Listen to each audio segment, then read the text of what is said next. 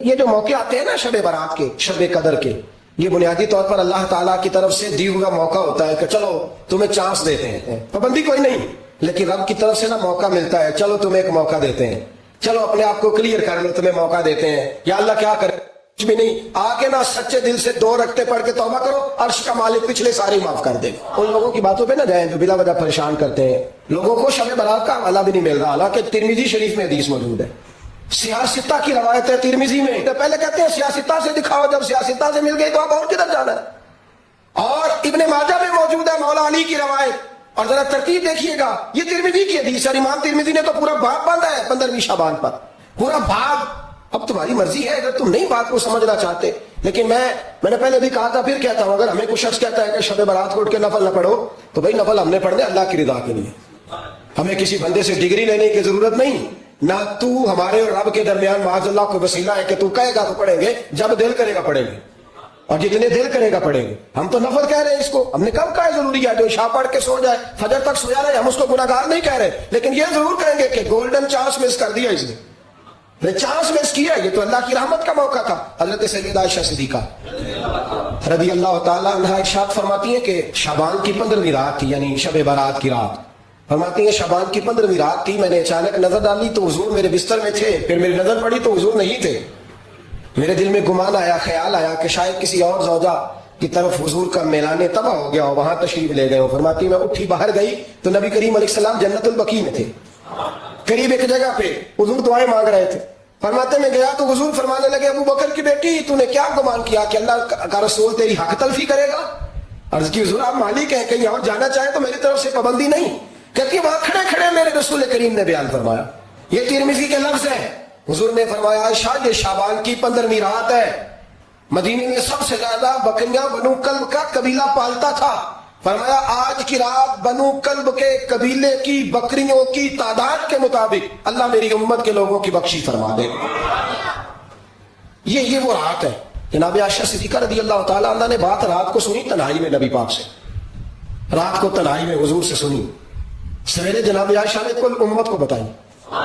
اگر یہ بات اہمیت والی نہ ہوتی تو بی بی صاحب آگے روایت کرتی، یہ کتابوں میں آتی، یہ لوگوں کو بتاتی۔ حضرت عائشہ نے روایت کیا اور مولا علی شیر خدا نے تو کھل کے کہا، ابن ماجہ میں حضرت علی سے پیار کرنے والوں کے لیے الگ عنوان، مولا علی نے کھل کے فرمایا شعبان کی 15ویں رات کو رات عبادت کرنا اور سویرے روزہ رکھنا۔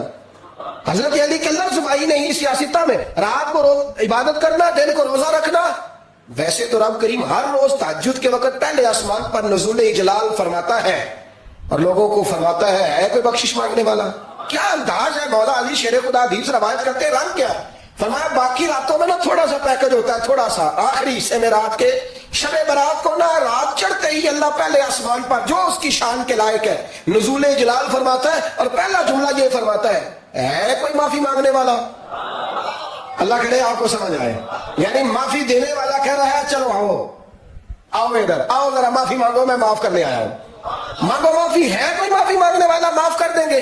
اور آپ فرماتے ہیں ہے کوئی رزق مانگنے والا؟ وہ جو بڑی درخواستیں دیتے پھرتے ہیں نا مختلف اداروں میں، وہ ایک درخواست نا شب برات والی رات بھی دے، اور میں نہیں کہہ رہا مولا علی شیر خدا فرما رہے ہیں، اور وہ خود نہیں فرما رہے، وہ نبی پاک کا فرمان نقل کر رہے ہیں، اور وہ رسول اللہ صلی اللہ علیہ وسلم کی بات نہیں بیان کر رہے، وہ کہتے ہیں رب فرماتا ہے کوئی روزی مانگنے والا؟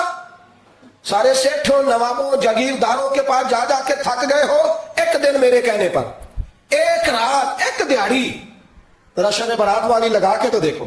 تو میرے رسول پاک علیہ السلام نے ہمیں یہ میسج دیا، پیغام دیا، فرمایا اس رات جو اولاد مانگے گا رب اسے بھی عطا فرمائے گا، اس رات جو اللہ سے بخشش مانگے گا اللہ اسے بھی دے گا، اس رات جو رب کریم سے عزت مانگے گا اللہ اسے بھی عطا کرے گا۔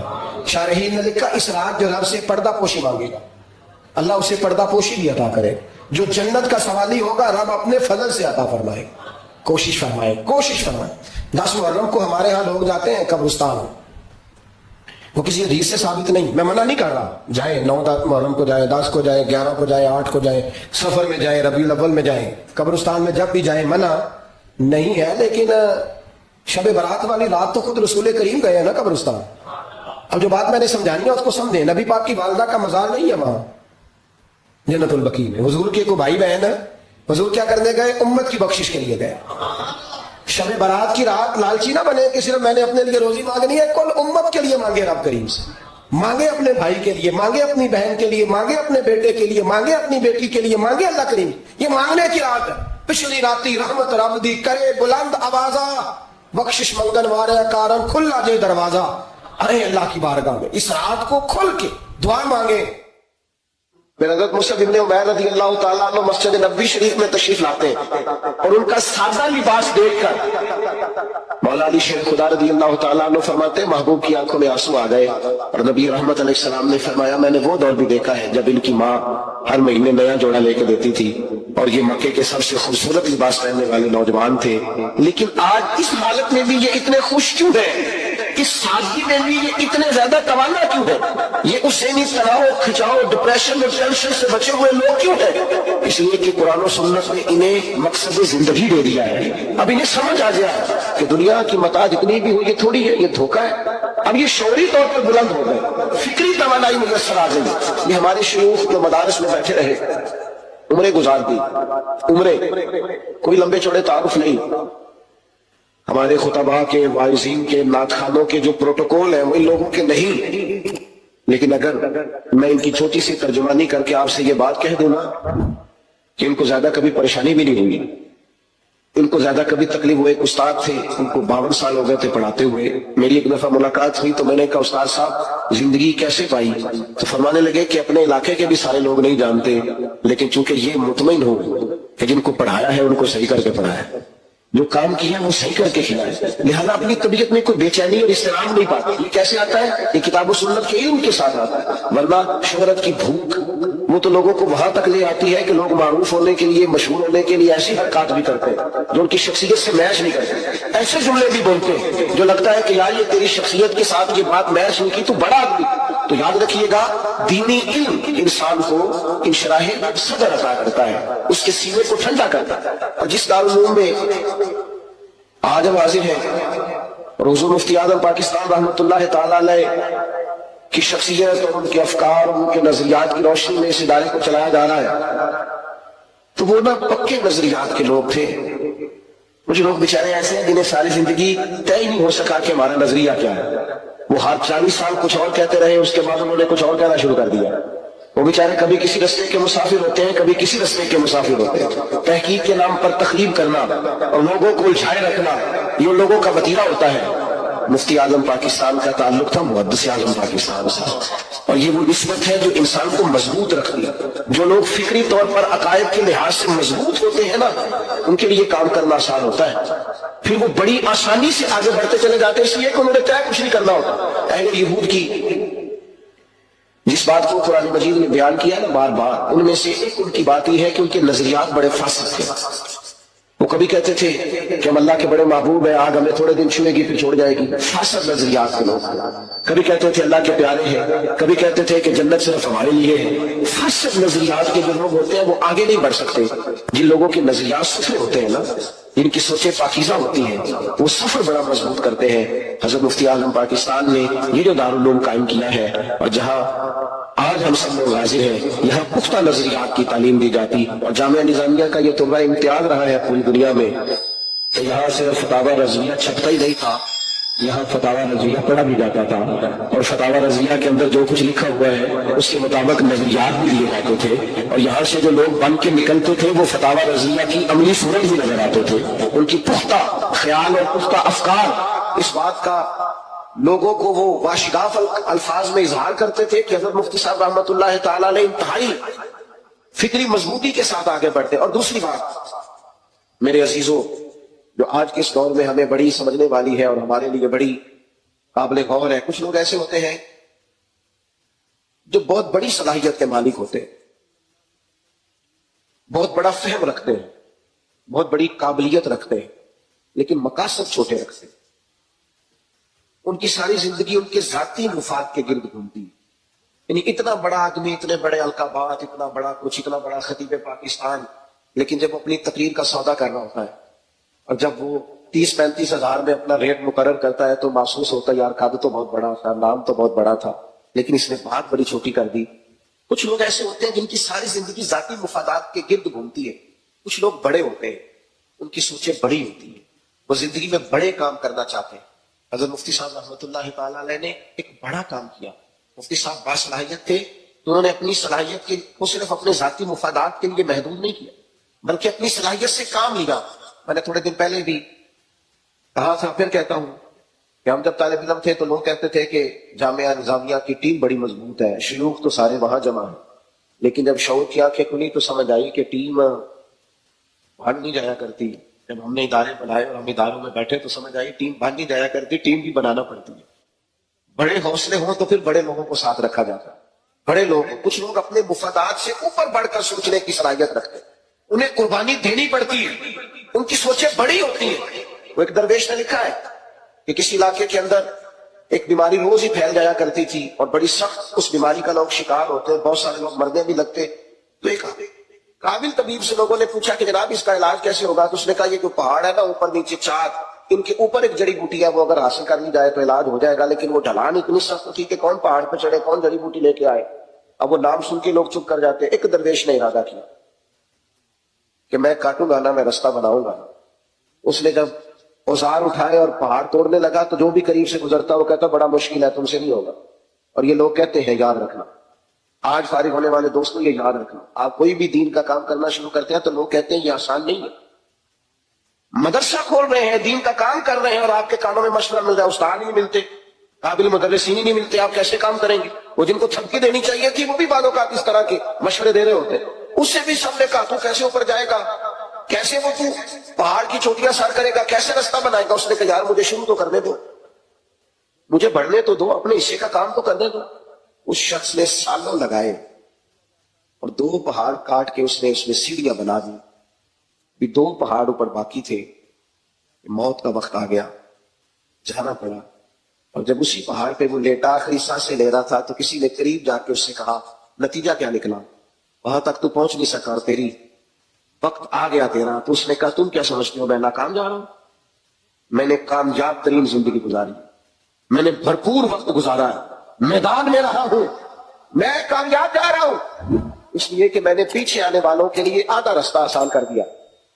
اب جو میرے بعد کام شروع کرے گا نا اسے صفر سے نہیں کرنا پڑے گا. 2 پہاڑوں میں نے رستہ بنا دیا ہے. اب جو میرے بعد آئے گا وہ تیسرے پہاڑ سے شروع کرے گا. امام بخاری محدث تھے, وہ احادیث جمع کر کے دے گئے فقہا کو. ایک ایک روایت کے لیے انہوں نے ہفتوں اور مہینوں کا سفر کیا, وہ طے کر کے دے گئے. لیکن میرے بھائیوں اب فقہا کے لیے آسانی تو ہو گئی, وہ نکالتے رہے مسائل, عکس کرتے رہے, استدلال کرتے رہے, لیکن کوئی کام تو کیا نا, کہیں سے شروع تو کیا نا. ہمارے بزرگوں نے کام کیا, انہوں نے کہیں سے سٹارٹ تو لیا. ذاتی مفادات کئی دفعہ قربان کرنے پڑتے ہیں. میں اب کیسے کھول کے اپنے طالب علم دوستوں کے سامنے یہ بات رکھوں؟ کچھ چیزیں خون جگر مانگتی ہیں. ہاں کچھ لوگ ایسے ہیں جن کے موبائل نہیں کھلتے زور سے پہلے. تو جب آپ اپنی نیند قربان نہیں کر سکتے تو آپ بڑے مقاصد کیسے حاصل کریں گے؟ حضرت صہیب ابن سنان رومی رضی اللہ تعالیٰ عنہ بڑے تاجر تھے اور محنت کر کے مکہ شریف میں مال کمایا تھا. لیکن جب وہ ہجرت کر کے مکہ سے مدینہ طیبہ جا رہے تھے تو روک لیا کفار نے, کہا جانے نہیں دیں گے. فرمایا میں تو فیصلہ کر چکا ہوں, اب کچھ بھی ہو جائے اب تو مدینے جانا ہی جانا ہے.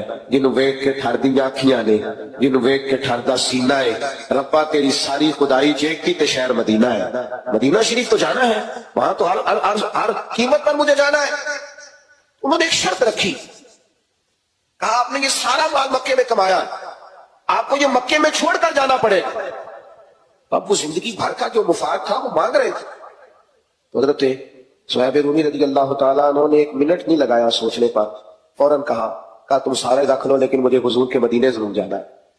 آپ مدینہ شریف پہنچ گئے سارا مال دیکھ کر. تو محبوب نے کیا فرمایا؟ فرمایا صہیب زندگی میں بڑی تجارتیں کی ہیں پر یہ جو تجارت کر کے آئے ہو یہ بڑی نفع والی تجارت, یہ بڑی. آپ تھوڑا سا اوپر اٹھ کر اپنے معاملات کو جب دیکھیں گے تو پھر بڑے کام ہو سکیں گے. تیسری بات, بس میں اپنی بات کو سمیٹنے کی طرف آ رہا ہوں. تیسری بات میرے دوستوں آپ کی خدمت میں جو عرض کرنی ہے وہ یہ ہے, یہ نہیں ہو سکتا کہ ہم اپنے بزرگوں کا صرف نام لیں اور یہ کہیں کہ وہ تو بڑے تھے لیکن ہم ان کے رستوں پہ چل نہیں سکتے. ہمارے بزرگ نا ہمیں مضبوط بنیادیں دے کے جاتے ہیں, اور میں اس سے بھی انکار نہیں کرتا کہ بڑوں کے رستوں پہ چلنا کوئی آسان نہیں ہوتا. حضرت عمر فاروق رضی اللہ تعالیٰ عنہ ایک دن رو پڑے.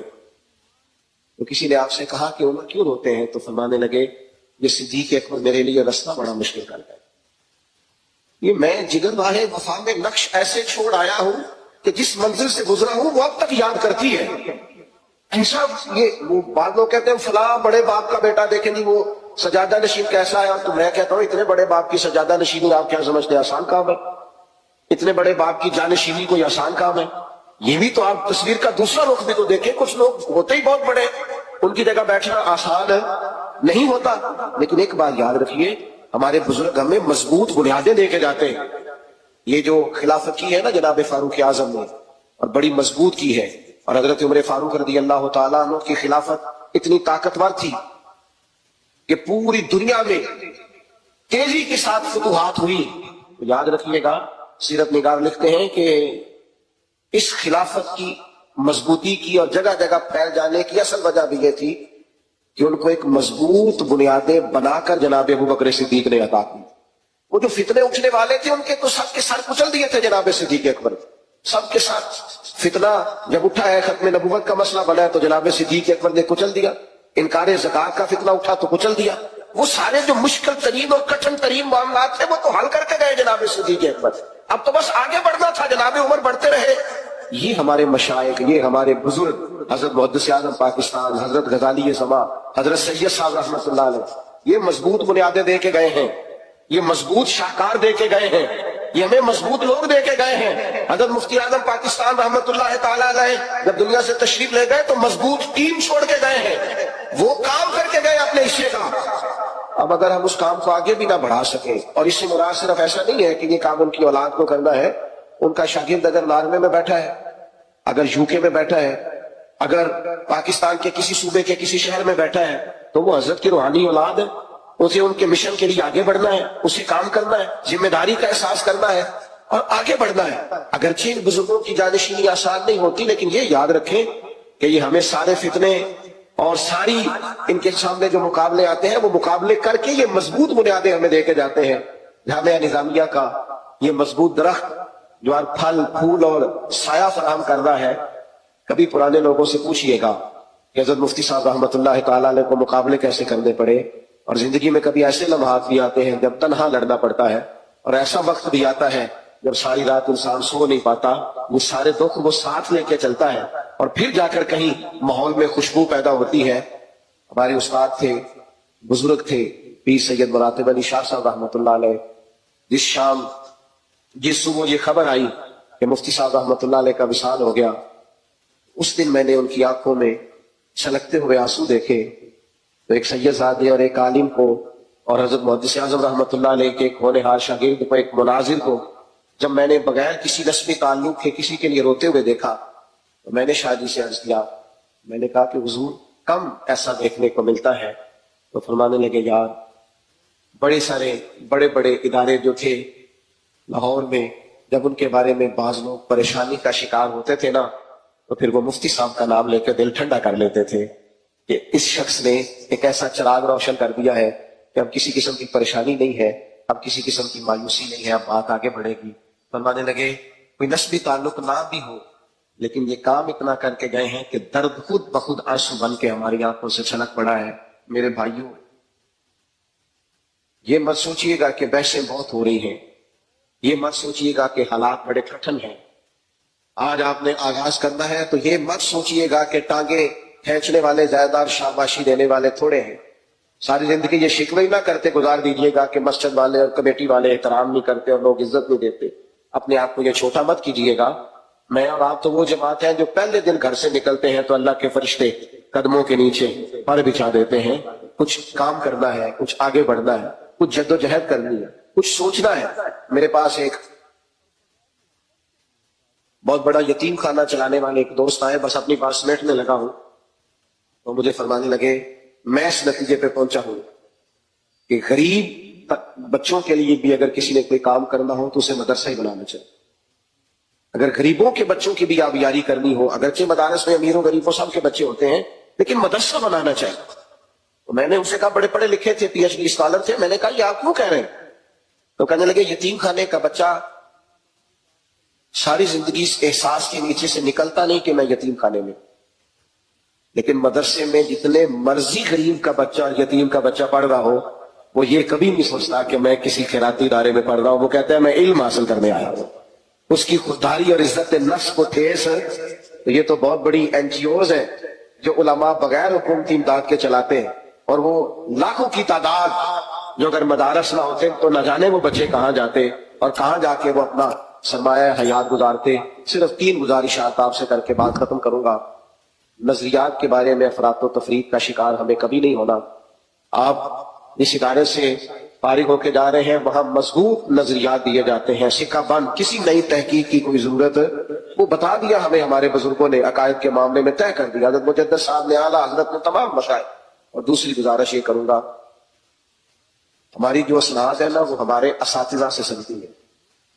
جو لوگ کسی دور میں بھی اساتذہ سے بے نیاز ہو جاتے ہیں نا، یا میاں جگیر صاحب تشریف فرمائے ہیں، تو کسی دوست نے مجھے ان کی ایک فوٹو دکھائی، یہ حضرت حافظ عبدالستار سعیدی صاحب کے قدموں میں بیٹھے ہوئے تھے۔ کہنے لگے یہ پیر صاحب وہ جانتے نہیں تھے کہ لاف صاحب کو عام آدمی تھے، کہنے لگے یہ میاں صاحب یہاں آتے ہیں یا کہاں بیٹھے ہیں؟ میں نے کہا یہ بڑے آستانے کے سجادہ نشین ہیں، لیکن جہاں بیٹھے ہیں نا یہ بھی بڑائی کا اظہار کر رہے ہیں کہ میں کوئی بے سند آدمی نہیں ہوں، میرے پاس سند موجود ہے، اور جہاں میں بیٹھا ہوں وہاں تک میری سند چلتی ہے۔ اپنے اساتذہ سے کبھی بے نیاز نہ ہونا۔ اگر ہم اپنے اساتذہ سے بے نیاز ہو جائے تو پھر تو ہماری سند ہی گئی، پھر تو آپ کو پتا ہے راوی جو ہے وہ کمزور ہو گیا۔ یہ وابستہ رہنا۔ اور یہاں بہت سارے لوگ میں دیکھ رہا ہوں ایسے بھی آئے ہیں پرانے فضلاء جو شاید دعوت نہ دی گئی ہو پھر بھی آئے ہیں، اور میں سمجھتا ہوں کوئی احسان کر کے نہیں آیا، آنا چاہیے تھا، ٹھیک کیا ہے آیا، آنا بنتا تھا۔ اور تیسری گزارش یہ کروں گا کہ ہمیں اپنے بزرگوں کے لیے باعث ناز بننا ہے۔ لیکن آپ دیکھیے غار ثور کے اندر، غار حرا کے اندر جو پہلی وحی نازل ہوتی ہے، اور صدیوں کے بعد آسمان کا زمین سے جو پہلا رابطہ ہوتا ہے، اس میں نہ تو بظاہر توحید کی بات ہے، نہ عورتوں کے حقوق کی بات ہے، نہ بظاہر غلاموں کے حقوق کی بات ہے۔ جو پہلی وحی نازل ہوتی ہے اس میں کہا جاتا ہے اقرأ بسم ربک الذی خلق، پڑھیے اپنے رب کا نام لے کر جس نے پیدا کیا۔ جو پہلی بات کے مسائل ڈھیر سارے ہیں، اور حقیقتیں آشکار کر دے، صداقتیں بے حجاب کر دے، ہر ایک ذرہ یہ کہہ رہا ہے اور مجھے آفتاب کر دے، ہر عنوان پر ضرورت ہے تعلیمات۔ عقیدے کا مسئلہ بہت بڑا مسئلہ ہے، لیکن جو پہلی وحی نازل ہوتی ہے وہ تو علم کی بات کرتی ہے، وہ تو بظاہر نہ توحید کی بات کر رہی ہے، نہ حقوق العباد کی بات کر رہی ہے، نہ معاشرتی زندگی میں حسن لانے کی بات کر رہی ہے، وہ علم کی بات کر رہی ہے، وہ تعلیم کی بات۔ بعض اوقات اندھیرے بہت زیادہ ہوتے ہیں لیکن ان کا علاج ایک ہی ہوتا ہے۔